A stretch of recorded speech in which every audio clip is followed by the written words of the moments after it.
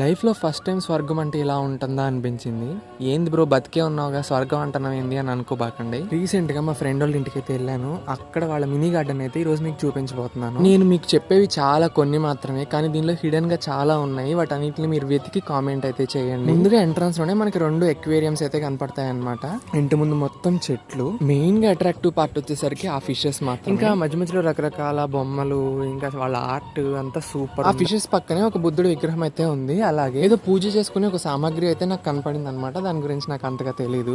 ఇంకా రకరకాల మొక్కలు అయితే ఉన్నాయి. కూరగాయల మొక్కలు, పసుపు మొక్కలు అవన్నీ ఉన్నాయి. ఎప్పుడైనా మనసు బాగున్నప్పుడు అలా కుర్చీ వేసుకొని వాటి మధ్యలో కూర్చుంటే మనసు ఎంత తేలికవుతుందో మీరే ఆలోచించండి. అలాగే వీళ్ళ ఇంట్లో రకరకాల పక్షులు కూడా ఉంటాయి.